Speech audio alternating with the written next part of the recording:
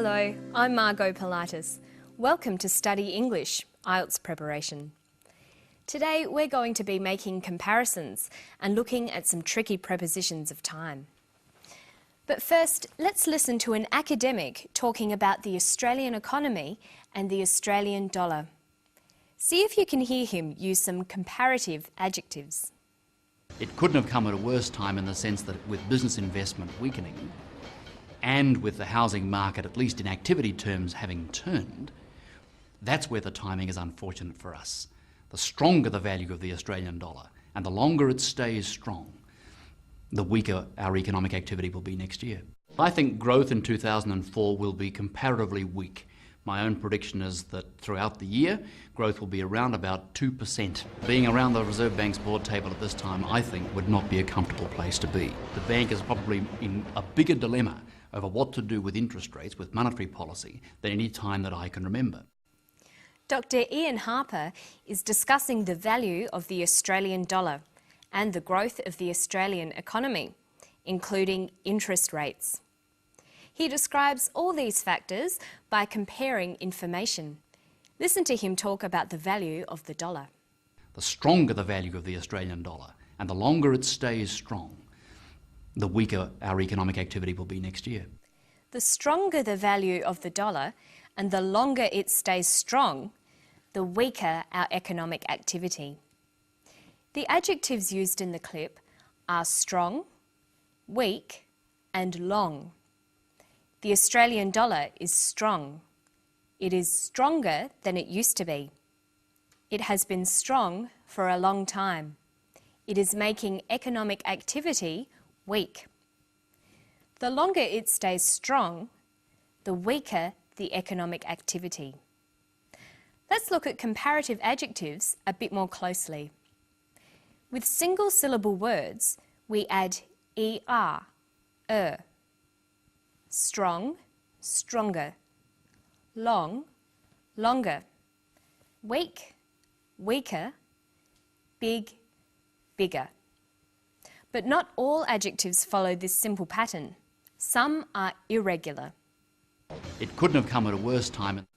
It couldn't have come at a worse time. Worse. Worse comes from the adjective bad. Bad, worse. Irregular adjectives are often best learnt with the superlative or most form. Bad, worse, worst. And good, better, best. When comparing, there are two ways to do it. To say two things are the same, we use as. Growth is as slow as it was last year. When saying one thing is more than the other, we use the comparative form. We usually use the word than when comparing. Growth is slower than last year. The superlative form, the most or est form, is used with the word the. Growth is the slowest it's ever been. Notice that we usually use more and most with adjectives that have more than two syllables. So we have slow, slower, slowest, but beautiful, more beautiful, most beautiful. Okay, now we're going to look at some prepositions of time. Listen for one in this clip. I think growth in 2004 will be comparatively weak. He says in 2004. In is a preposition of time. The prepositions of time are at, on, and in. Let's look at how they're all used. At is used for times. For example, the lecture is at 7 o'clock. On is used for days and dates. The lecture is on Thursday. The lecture is on the 27th of October. In is for periods of time and for months, years and seasons. The lecture is in the morning, in June, in 2004, in winter. So we'd say the lecture is at 7 o'clock in the morning on Thursday, on the 27th of October, in 2004. Notice that we say in the morning, in the afternoon, in the evening, but we say at night. Now let's test you on these prepositions. I saw her Tuesday, 3 o'clock, the afternoon. We've got the choice of in, at, or on. I saw her on Tuesday at 3 o'clock in the afternoon. Here's another one. They went shopping night. Friday last week. Shops are open late. Summer. They went shopping at night on Friday last week. Shops are open late in summer. Okay, now let's listen to the whole clip again. See if you can hear how much he thinks the Australian economy will grow. It couldn't have come at a worse time in the sense that with business investment weakening and with the housing market, at least in activity terms, having turned, that's where the timing is unfortunate for us. The stronger the value of the Australian dollar and the longer it stays strong, the weaker our economic activity will be next year. I think growth in 2004 will be comparatively weak. My own prediction is that throughout the year, growth will be around about 2%. Being around the Reserve Bank's board table at this time, I think, would not be a comfortable place to be. The bank is probably in a bigger dilemma over what to do with interest rates, with monetary policy, than any time that I can remember. His prediction is for growth to be about 2%. We write 2% like this. Percent comes from the Latin phrase per centum, by the 100 or in every 100. It's used to express proportions out of 100, including rates of interest. Percent is always used with a number. So we say 20% of students attended the lecture. That means 20 out of every 100 students attended. Or, she got 90% in the test means she got 90 out of every 100 questions right. Or, growth will be around 2%. We also have the word percentage. Percentage is a noun. It means the portion or amount of something. So we say, what was the percentage of students who attended the lecture? 20% of students attended the lecture. She got 90% in her test. That is a high percentage. Okay, now let's test you using percent or percentage. The of high school students that go to university is about 20. The percentage of high school students that go to university is about 20%. The bank has raised the interest rate by 2%. The bank has raised the interest rate by 2%. The of married women in the workforce rose from 50 to 60. The percentage of married women in the workforce rose from 50 to 60%.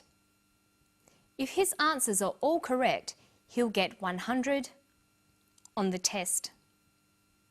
If his answers are all correct, he'll get 100% on the test. So you should note that the signal for using percent is that there's always a number first. And of course, you can always use the percent sign instead of writing out the words. And that's all we've got time for today. I'll see you next time on Study English. Bye-bye.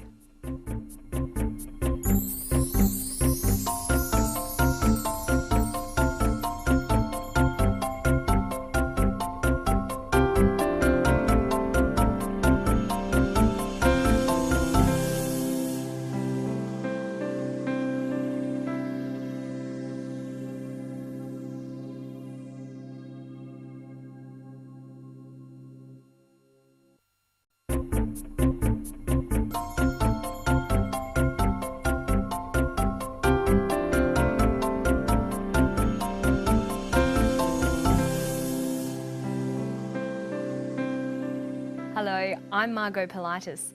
Welcome to Study English, IELTS Preparation. Today we're going to look at a topic you've probably heard a lot about, global warming and the environment. First, we're going to look at ways of brainstorming, taking notes and developing ideas. Watch while we play some vision that contains ideas about the causes and effects of global warming. While you watch, try to note down some of your ideas about what global warming is.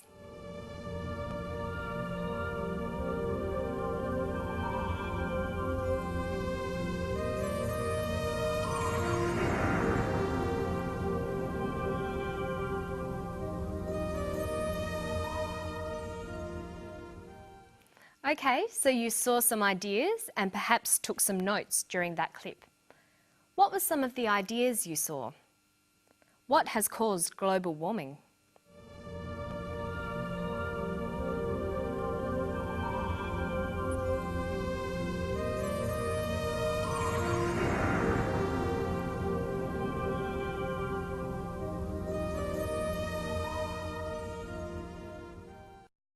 We saw gases in the air, cars, factory waste, and people cutting trees down.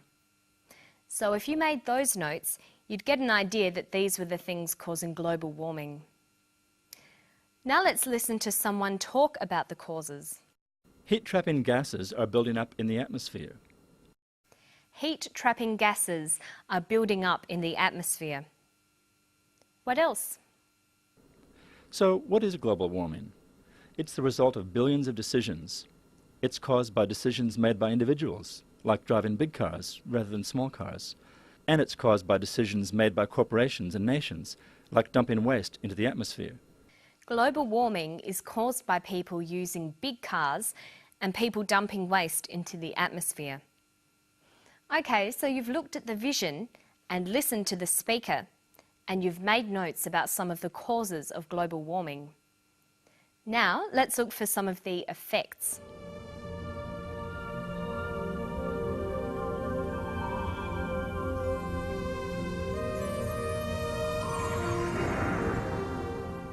So after watching that, you might be thinking that global warming is having an effect on weather patterns and on nature. Listen to the speaker.